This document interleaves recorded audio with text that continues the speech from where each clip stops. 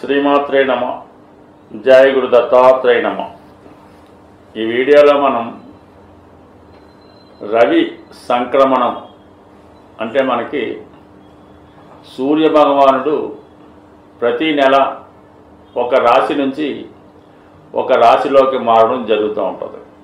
ఇది అందరికీ తెలిసిన విషయమైనప్పుడు కూడా మనం సాధారణంగా సంవత్సర ఫలితాలు తెలుసుకునేటప్పుడు గురుగ్రహాన్ని ఆదర్శంగా తీసుకోవడం జరుగుతూ ఉంటుంది. అంటే గురువు ఒక రాశి నుంచి ఒక రాశిలోకి మారడం, దాన్ని బట్టి సంవత్సర ఫలితాలు మనకి తెలియడం జరుగుతూ ఉంటుంది. అలాగే మాస ఫలితాలు తెలుసుకునేటప్పుడు మాత్రం ప్రత్యేకంగా రవి ఒక రాశి నుంచి ఒక రాశిలోకి మారినప్పుడు ఆ మాసంలో ఉన్నటువంటి ఫలితాలు తెలుసుకోవడం అన్నది సాంప్రదాయంగా జరుగుతూ ఉంటుంది. అలాగే రోజువారీ ఫలితాలు తెలుసుకునేటప్పుడు చంద్రుని యొక్క గమనాన్ని బట్టి తెలుసుకోవడం జరుగుతూ ఉంటుంది.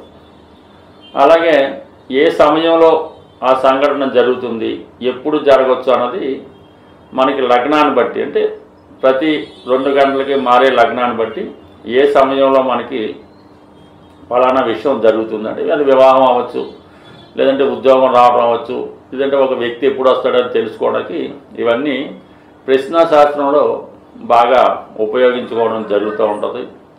బట్ ఏదైనా ఒక గ్రహం ఒక రాశి నుంచి మరో రాశికి మారినప్పుడు ఈ సువర్ణమూర్తి, రజితమూర్తి, తామ్రమూర్తి అనే విధంగా లోహమూర్తులుగా ఏర్పడడం, దాన్ని బట్టి ఫలితాలు నిర్ణయించడం కూడా సాంప్రదాయంగా జరుగుతూ ఉంటుంది. అంటే గ్రహాల్లో కల్లా అత్యంత ముఖ్యమైన గ్రహం రవి గ్రహం. అంటే జాతకంలో కూడా రవి ఉన్న స్థానాన్ని బట్టి జాతకుడి యొక్క స్థితిగతులు, అలాగే గోచారంలో రవి యొక్క ప్రవేశాన్ని బట్టి, రవి యొక్క సంచారాన్ని బట్టి ఎప్పుడు ఏ విధంగా జరుగుతుంటాయి. ఈవెన్ వర్షాలు రావాలన్నా, ఎండలు కురవాలన్నా, తుఫాన్లు రావాలన్నా, తిథులు ఏర్పడాలన్నా, మాసాలు ఏర్పడాలన్నా, ఋతువులు ఏర్పడాలన్నా సమస్త సృష్టికి కూడా సూర్యభగవానుడే ఆధారం అవుతుంది. మనం కాల గమనాన్ని లెక్కించుకోవాలన్నా ఇవన్నీ కూడా మరి సూర్యుడి యొక్క స్థితిని బట్టి ఆధారపడి ఉంటుంది. అంటే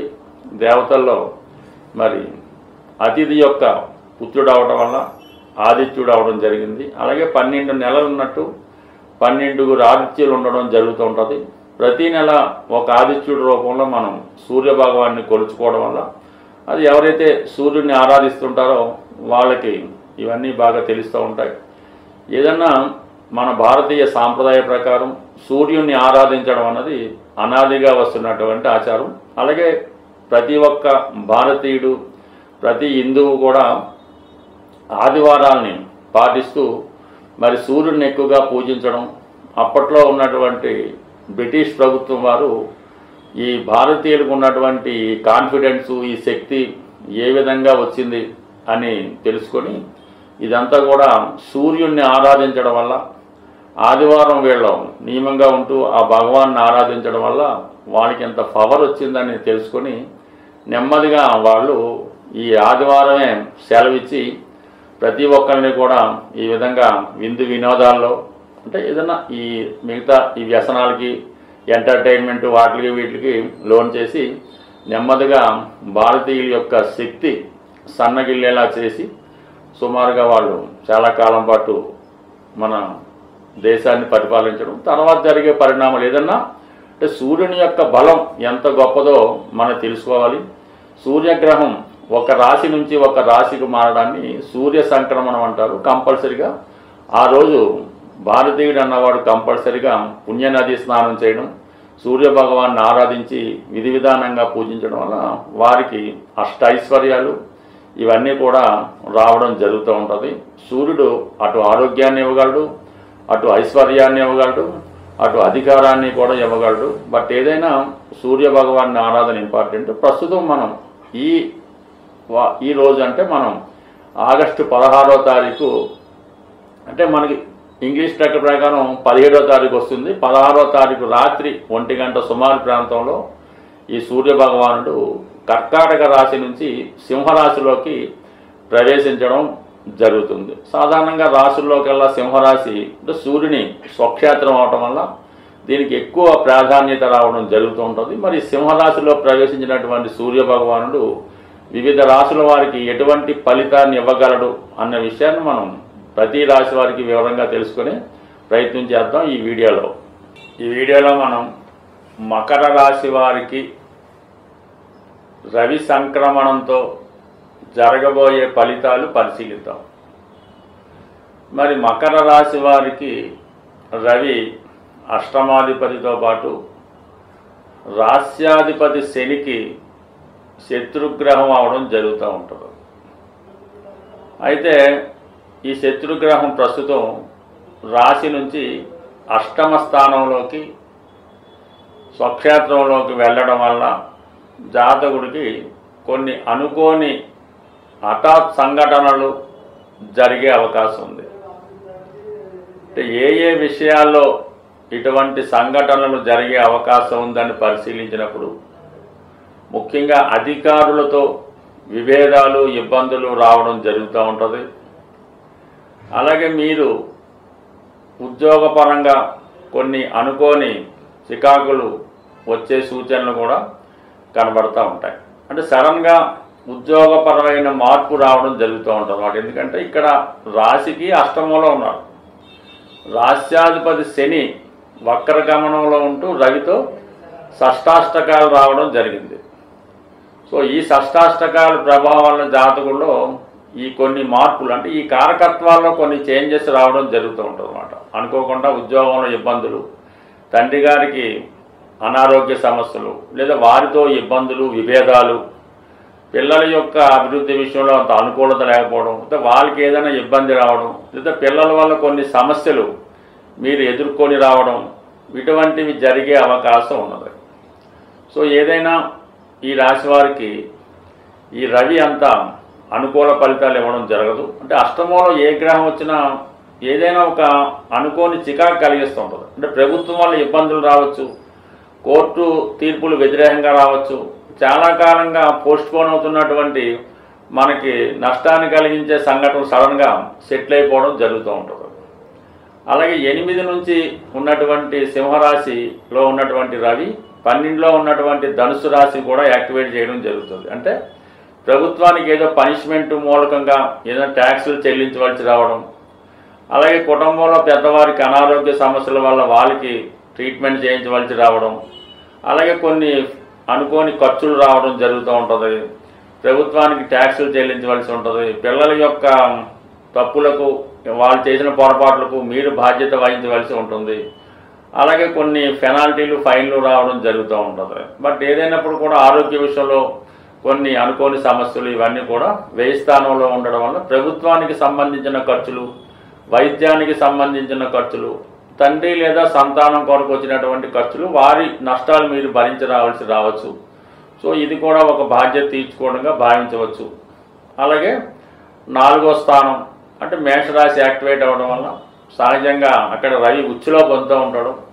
స్థిరాస్తి సంబంధించిన విషయాల్లో మీ యొక్క స్థిరాస్తి ఇతరులు స్వాధీనం చేసుకోవడం కానీ, మీ ఆస్తిని ఇతరులు ఖాళీ చేయకుండా ఇబ్బంది పెట్టడం కానీ, లేదంటే మీ యొక్క భూములు అలాంటివి ఏమైనా ఉంటే ప్రభుత్వం ఎక్వైర్ చేసి ఏదో ఈ బీదల ఇల్లుకో దానికో ప్రభుత్వం కొన్ని ఈ ఆస్తులు స్వాధీనం చేసుకోవడం జరుగుతూ ఉంటుంది. అంటే ఏదైనా మీ యొక్క స్థిరాస్తి సంబంధించిన విషయాల్లో, ఆస్తి సంబంధించిన విషయాల్లో ప్రభుత్వం వారి ప్రమేయంతో ఏదో ఒక ఇబ్బంది రావడం జరిగే అవకాశం ఉంది.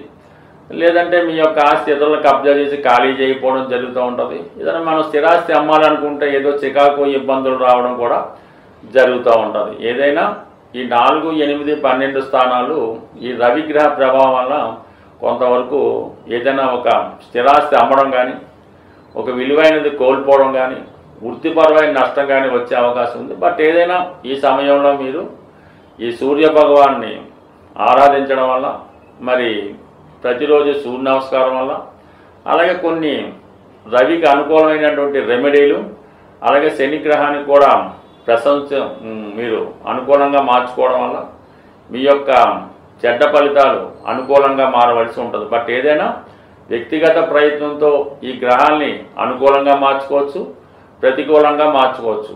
ఎప్పుడన్నా సరే అనుకూలమైన గ్రహాలకి మనం పూజల ద్వారా సంతృప్తిపరచవలసి ఉంటుంది, ప్రతికూల గ్రహాలకి దానం చేయడం ద్వారా వాళ్ళని సంతృప్తిపరచడం జరగవలసి ఉంటుంది. బట్ ఏదైనా మన ప్రవర్తన బట్టే గ్రహాలు మన మీద ప్రభావం చూపుతాయి తప్ప ఏదో వాటి పని అవి చేసుకుంటాయిలే అని మనం వదిలేస్తే ఖచ్చితంగా వాటి పని అవి చేసుకోవడం జరుగుతూ ఉంటుంది. జ్యోతిష శాస్త్రంలో పరిహారాలు అన్నది చాలా ముఖ్యమైనటువంటి విషయం.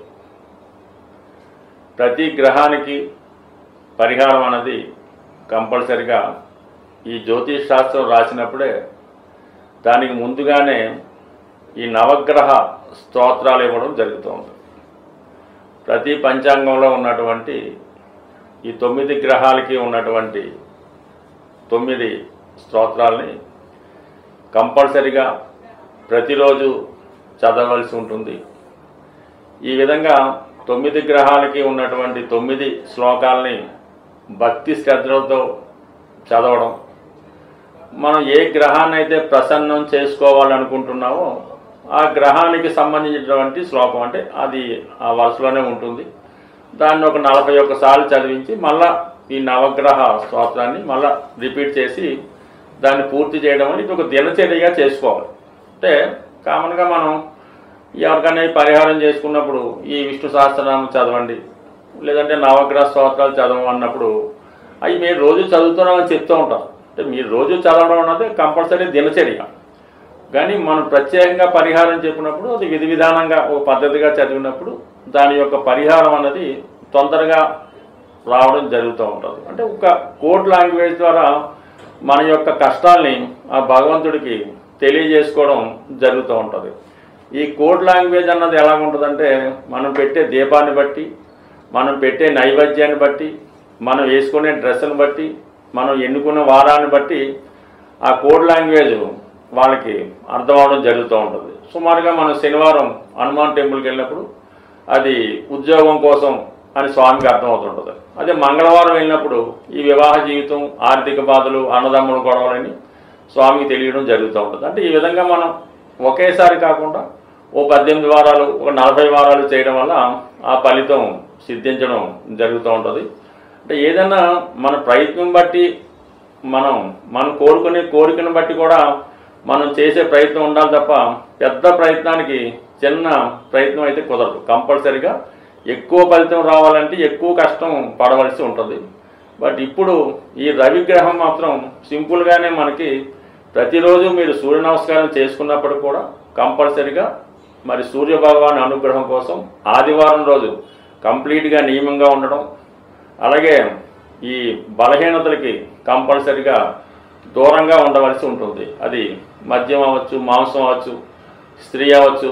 ఈవెన్ ఆ రోజు బ్రహ్మచర్యం పాటించి కేవలం ఆ నియమంగా ఉంటే మళ్ళీ మన్నాడు సూర్యోదయం దాకా పవిత్రంగా ఉండడం వల్ల మీలో స్టామినా పెరుగుతుంది, సామర్థ్యం పెరుగుతూ ఉంటుంది. ఎప్పుడైతే మీలో వ్యక్తిగత సామర్థ్యం పెరిగిందో దేన్నైనా సాధించగలిగే సంకల్పం పెరుగుతుంది. అదే రవి యొక్క అనుగ్రహం అన్నమాట. ఇవన్నీ కూడా ఈ ఆదివారం నియమం పాటించడం వల్ల, ముఖ్యంగా రవి తండ్రి కారకుడు అవటం వల్ల తండ్రి గారిని కంపల్సరిగా గౌరవించడం, వాళ్ళకి బతికుంటే వారికి కావాల్సినటువంటి సదుపాయాలు సమకూర్చడం. మీ తండ్రి గారు చాలా కోటీశ్వరుడే అవ్వచ్చు, కానీ ఆయనకి చిన్న చిన్నవి, అంటే కేవలం వాళ్ళకి ఒక చెప్పుల జత లాంటిదో, ఆయన గొడుగు వారితో గొడుగు లాంటిదో ఇవ్వడం వల్ల, వారికి ఏవైనా ఈ పూజకు ఉపయోగించే వస్త్రాలు లాంటివి కొనివ్వడం వల్ల మీ తండ్రి గారి యొక్క అనుగ్రహానికి పాత్రలు అవ్వడం జరుగుతుంటుంది. వీలైతే మీకు తాతగారు ఉన్న, తండ్రి గారు ఉన్న వాళ్ళకి ఇటువంటి చిన్న చిన్న సర్వీస్ చేయడం వల్ల మీరు భగవంతుణ్ణి ఆరాధించిన దానికన్నా ఎక్కువ ఫలితం అన్నది తొందరగా పొందడం జరుగుతూ ఉంటుంది. సో ఏదైనా మీ సంకల్పం, అందులో ఉన్నటువంటి డెడికేషను మీకు అన్ని సమస్యల నుంచి, ప్రతి నవగ్రహానికి సంబంధించినటువంటి వ్యక్తి మీ గృహంలో ఉండడం జరుగుతూ ఉంటుంది. తండ్రి రూపంలో సూర్యుడు, తల్లి రూపంలో చంద్రుడు, అన్న రూపంలో కుజుడు, ఈ విధంగా ప్రతి ఒక్కరూ మీ కుటుంబంలో ఉంటారు. వారిని సాటిస్ఫై చేస్తే మీరు నవగ్రహాల్ని సాటిస్ఫై చేయనట్టు అవుతుంది. స్వస్తి.